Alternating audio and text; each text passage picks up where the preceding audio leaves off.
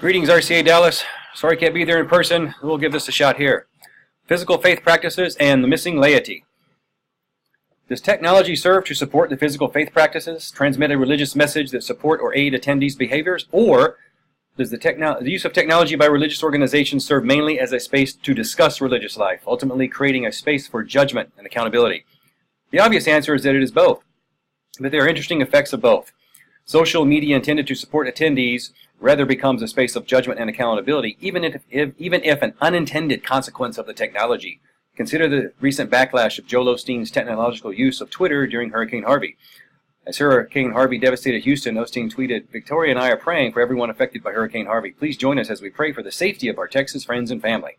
Furthermore, Osteen's megachurch, Lakewood Church in downtown Houston, posted a message on their website stating, "Due to the weather impact of Hurricane Harvey and concern for the safety of our members, all Lakewood worship services for this weekend, Saturday, August 26th and Sunday, August 27th, have been canceled." People then took to Twitter to both judge, hold accountable the actions, or lack thereof, of Osteen's words. The first and most immediate judgment came from the Osteen's potentially intended support tweet to his followers. And here I mean those who follow his Twitter feed. What happened, however, is that Osteen's tweet set off a flood of responses chastising him for only offering prayers to those affected by Harvey. One reply to Osteen's post read in part, "You sound ridiculous. Is prayer going to get victims a roof over their head, food on their tables? Joel needs to donate $, not prayers." Similarly, the notice of the church canceling services also received a backlash from those attempting to hold Osteen accountable for closing his doors to flood victims. One person tweeted, "Lots of people online are wondering why @Joel Osteen hasn't opened his 16,000-seat megachurch in Houston to people." Another, "Gallery Furniture just down the street from Osteen's church opened its doors and its warehouse for use as a shelter." Equally, however, there were tweets in support of Osteen's call for prayer, leading several to retweet, "Get over it, mister. Prayer is what they need right now," thus demonstrating that there were those who responded to his call for prayer as a way to practice their faith. While this paper is not an exhaustive study of neither the response of Osteen to victims in Houston nor the responses to Osteen, this example of religious use of technology and its mediated effect on multiple audiences and their response to the communication does speak to the central question of whether technology is, or can be, a support to followers of a megachurch, especially to their physical faith practices, as noted by Weish et al. 2006, and how technical communication and the megachurch is studied. Weish et al. Claims an interesting gap remains in our knowledge of the religious use of technology, specifically how people incorporated network technologies into the physical, real-world religious practices. Physical religious practices, or what I am calling physical faith practices, are further described as physically attending church services, providing a church newsletter physically, reading physically from a Bible, physical use of PowerPoint to demonstrate that the pastor is in control of the presentation, physical presence of pastor for pastoral care. Furthermore, Campbell et al. 2015 described the religious use of technology, specifically apps, as those that serve an inherently religious function by helping facilitate religious practice or experiences and provide concrete ways to aid users' religious behaviors informed by specific beliefs. For Campbell et al., religious behaviors are the following categories: sacred textual engagement, prayer, focus, meditation, devotional worship, and ritual. Physical faith practices, then, are those in which persons of faith physically practice their faith. And the question concerning use of technology then asks whether the use of technology by a religious organization really does support those practices.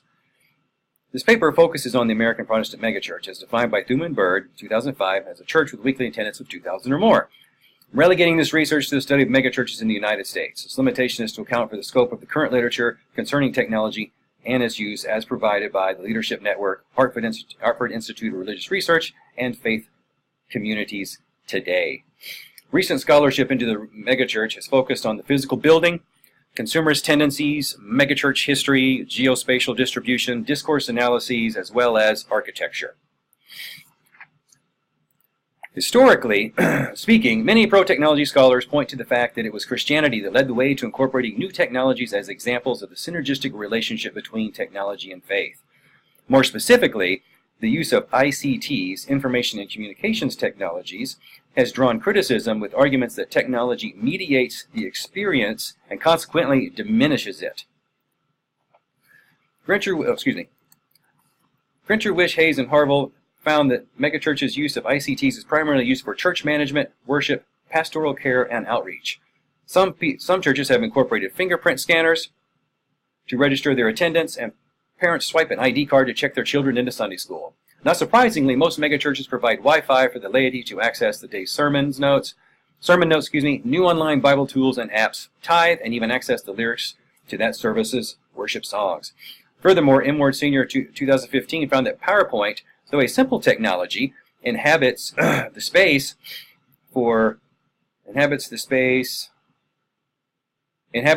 church's sacred space and amplifies their central discourse. The use of PowerPoint was also analyzed in worship services, and it was discovered that pastors and worship leaders enjoyed the flexibility of the technology to alter song lyrics of the older hymns to make them more relevant. Generally, the worship center technology is viewed to enhance communication. Projection screens are used to show video clips, project the words to hymns and Bible verses, live feeds of the pastor, choir, and other worship participants. However, others specify that technology is used to enhance communication. These studies do not tell us, however, especially from the laity's perspective, how and why it is made meaningful over traditional, non-technologically delivered sermon or worship services. This has spawned new areas of ministry and staff, and I thought I would show these real quick. I think these are some interesting titles for those pastors of technology, cyber evangelist, etc. Users and pastors have Christian technological alternatives to turn to with respect to physical faith practices. Online sites such as holyspace.com, holypal.com, Christians, as well as an alternative to YouTube, UltimateTube, and additional sites such as GodTube, Ezekiel.tv, mychurch.com, and easypreach.com. Offer platforms for pastors and users to engage in support of physical faith practices via social media. Currently, there exist no studies to determine the reasons or causes as to why Christian alternative media sites' yields are much lower than that of their secular counterparts. A study that would be interesting indeed. However, it would be more interesting to find if these sites serve to support the laity's physical faith practices. That is, does the laity engage with these Christian faith-based technologies? What is noted, rather, is that most megachurch pastors claim that it's the community-building aspect of social network that is appealing. While there are no studies that address the kinds of questions this review argues should be researched, there are a few studies that have targeted the users of Christian technology.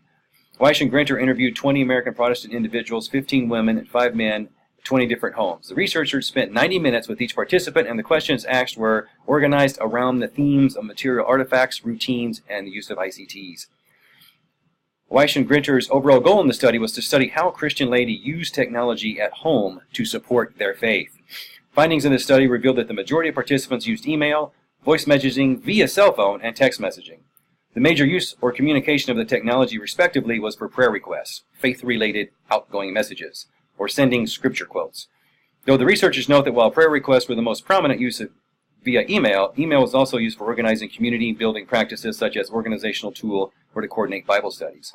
More recently, a larger study in Johannesburg, Australia, found focused on technological use of the laity. This study, however, was focused on 4 small churches in a metropolitan area.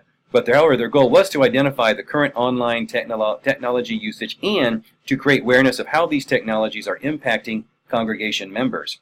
On the one hand, the study had more participants than the other study, Weish and Grinter, and also focused on the impact of technology with the laity. On the other hand, the results were vague and yielded only those that small churches currently do not effectively utilize online technologies. In contradistinction, Campbell 2007 claims, though, through a variety of methodologies, from ethnographies to online religious communities to large-scale surveys of religious internet users, diverse themes are being explored concerning how religious practice is being transformed due to the growth of the internet. The problem, however, is that while there may be large-scale surveys of religious internet users, these surveys have either not been published to date, or the surveys are not surveying users, but surveying use. Here the distinction, as in most of the literature, is between a specific technology's production, what exists, whether it be apps, websites, or devices used, and the physical application of the laity.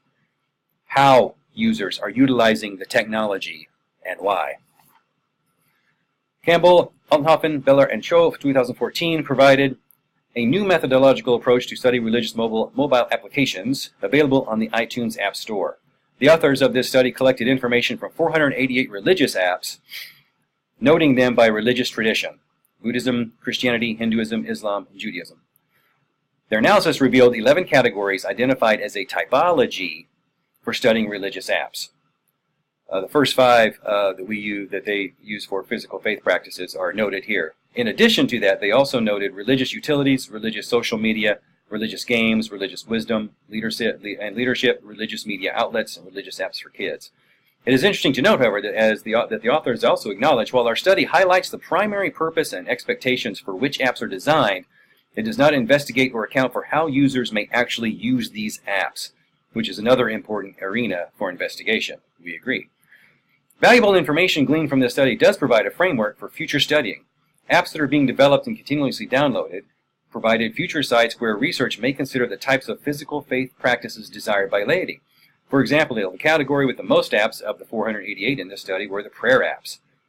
This may suggest that one online physical faith practice is in the use of prayer, but it left unclear exactly how and why users would or are using the app in support of their practice of prayer. In the field of technical communication, new products are generally user-tested via focus groups, trials, and/or beta testing.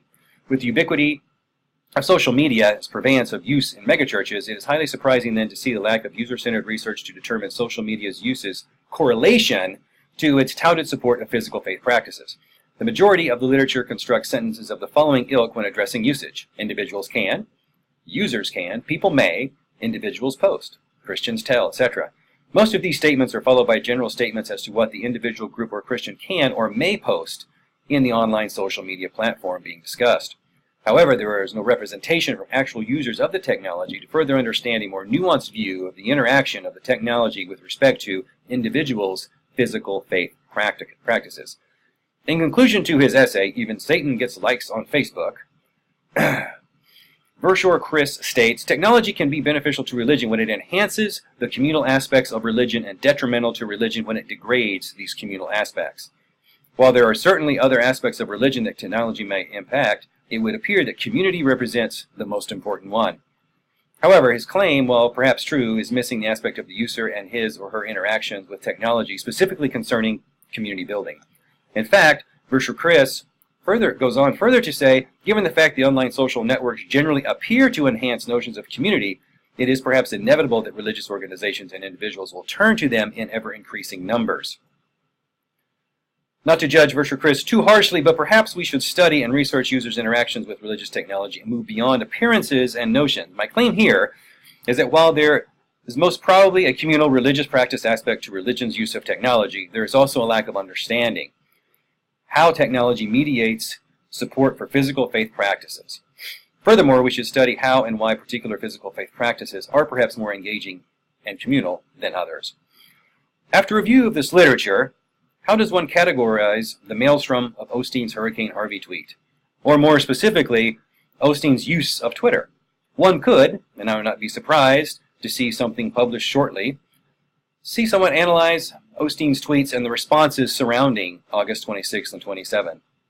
Would we categorize the actual tweet itself as one that is in support of a physical faith practice? We might also ask ourselves if any of Osteen's tweets support physical faith practices. Of course, we won't really know until we ask the laity. Thank you all for listening. I'm very sorry I could not be there today. If you have any further questions or comments, please feel free to contact me. My name is Corey Hamilton, corey.hamilton2@wayne.edu.